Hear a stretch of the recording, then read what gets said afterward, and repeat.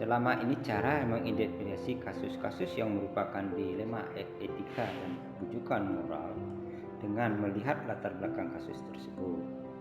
Kalau kasus bujukan moral berpegang pada aturan dan norma yang berlaku di suatu tempat, yaitu pilihan pada norma yang benar dan salah. Kalau kasus dilema etika, yaitu hal yang berat, ringannya masalahnya yang dihadapi. Pengambilan keputusan di sekolah, terutama untuk kasus-kasus di mana ada dua kepentingan yang sama-sama benar atau sama-sama mengandung nilai kebijakan, yaitu dengan musyawarah bersama perangkat sekolah, dengan melihat prioritas penanganan kasus yang perlu didahulukan. Jalan musyawarah untuk mencapai kemufakatan itulah yang diutamakan dengan mengutamakan skala prioritas. Langkah-langkah atau prosedur yang bisa dilakukan selama ini di sekolah adalah identifikasikan masalah, mencarikan solusi alternatif untuk memecahkan masalah, mengevaluasi dan memilih solusi alternatif pemecahan masalah yang ada, menerapkan solusi yang baik untuk pemecahan masalah dan tindak lanjutnya.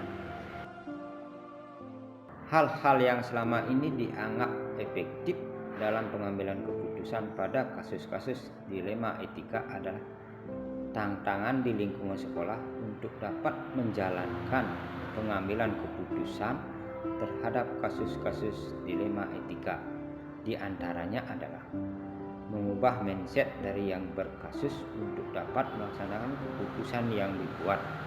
Kebiasaan yang sudah membudaya tentu tidak mudah untuk menerima perubahan secara pengambilan keputusan terkait dilema etika.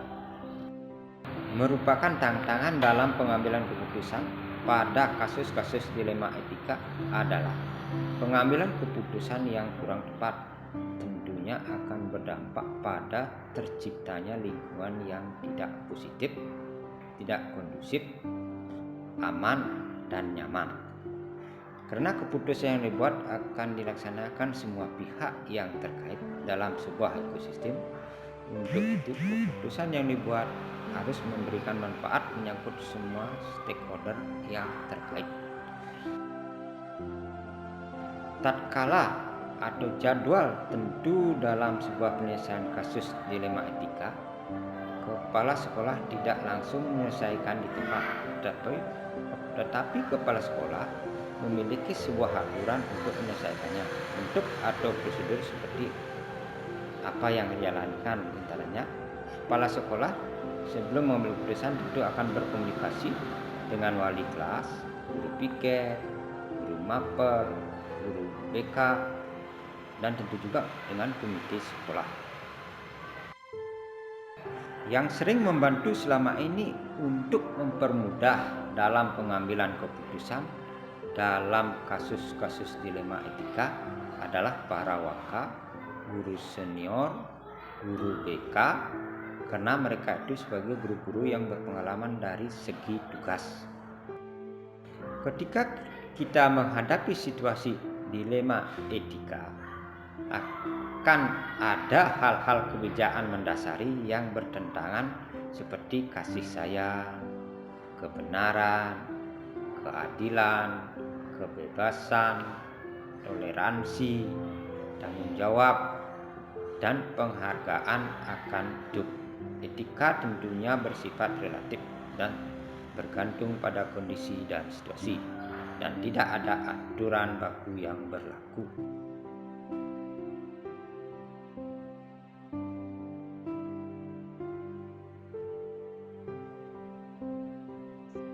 Baik, selamat siang Pak Pak Yamayanta, selaku Kepala Sekolah SD 1 Batu Kandik, Nusa Penida. Terima kasih Pak kesediaan waktunya untuk wawancara pada siang hari ini. Baik Pak, yang pertama saya ingin bertanya kepada Bapak, selama ini bagaimana Bapak dapat mengidentifikasi kasus-kasus yang merupakan dilema etika atau bujukan moral yang Bapak alami. Baik, Pak Ardi. Selama menjadi seorang kepala sekolah, pernah mengalami beberapa kasus-kasus yang termasuk dalam dilema etika.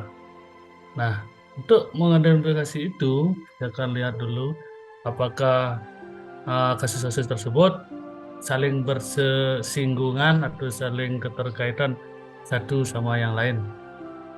Itu. Oke, terima kasih Pak.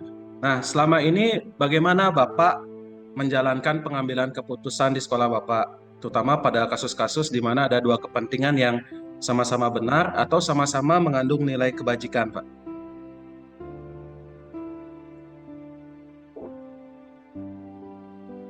Untuk pengambilan keputusan itu, saya akan telaah dulu.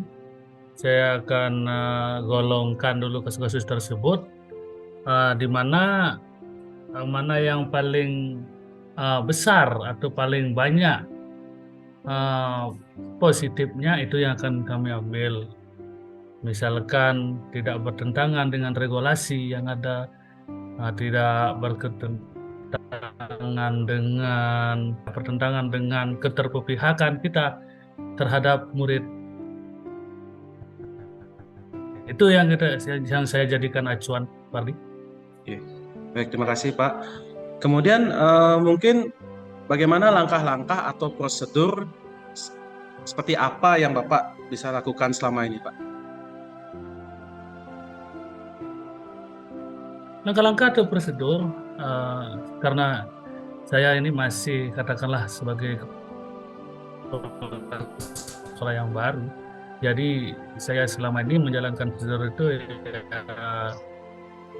lebih banyak mengadakan komunikasi dengan rekan-rekan atau teman-teman guru. Teman-teman guru kita adakan komunikasi bagaimana kalau itu masih belum mendapatkan hasil yang maksimal, kami akan lanjut komunikasi dengan orang tua siswa ataupun pihak dari komite. Dan Pak. Iya. Jadi hal-hal apa saja yang selama ini merupakan tantangan atau yang selama ini Bapak anggap efektif dalam pengambilan keputusan pada kasus-kasus dilema etika itu, Pak?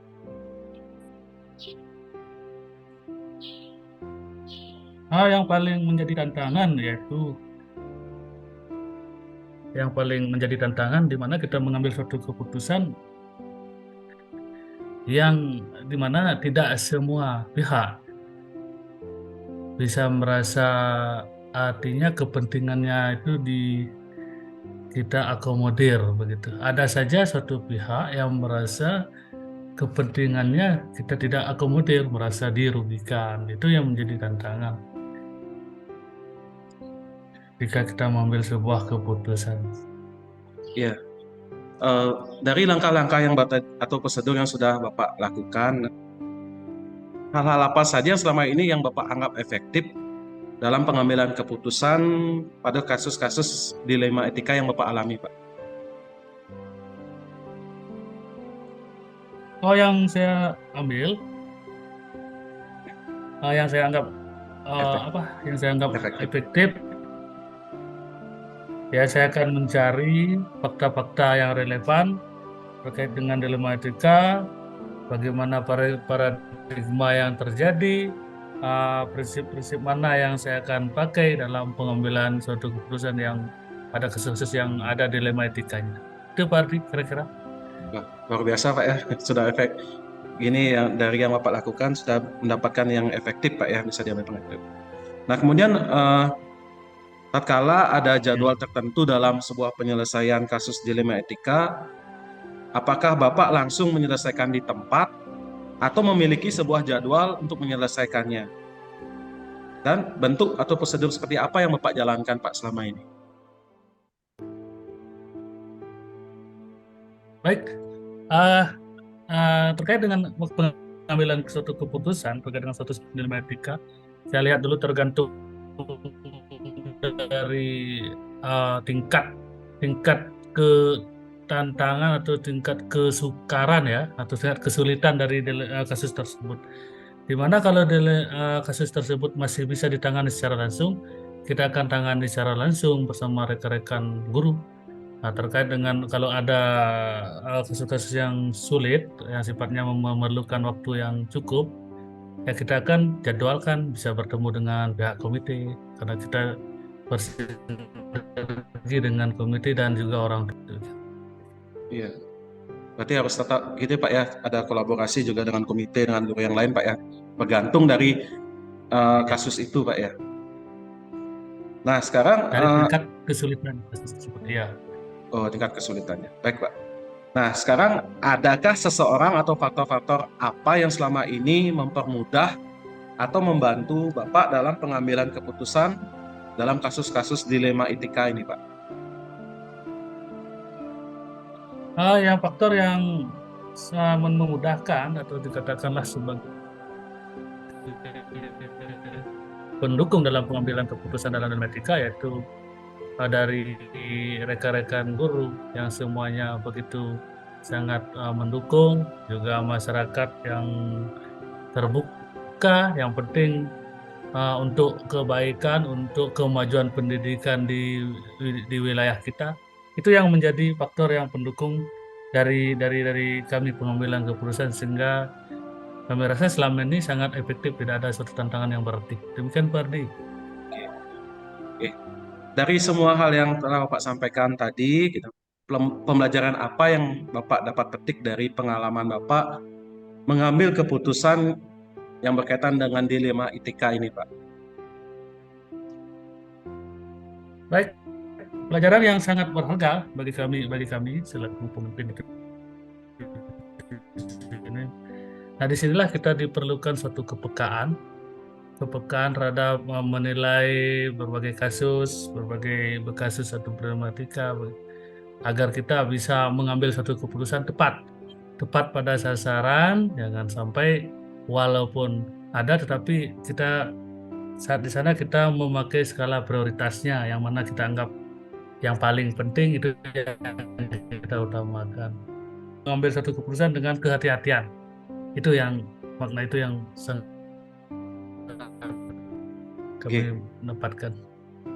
Oke, terima kasih Pak Yamayanta. Saya mendapatkan informasi yang sangat penting dari pengalaman Bapak selaku Kepala Sekolah di SD 1 Batu Kandit Nusa Penida.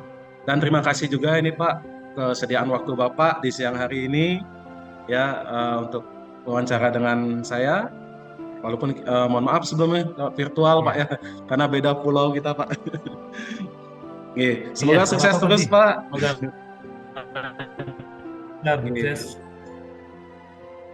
Semoga sukses terus Pak ya untuk kepemimpinan Bapak membawa SD 1 Batu Kandit semakin jaya. Terima kasih Pak. Selamat siang. Om Santi Sinatyo. Terima kasih.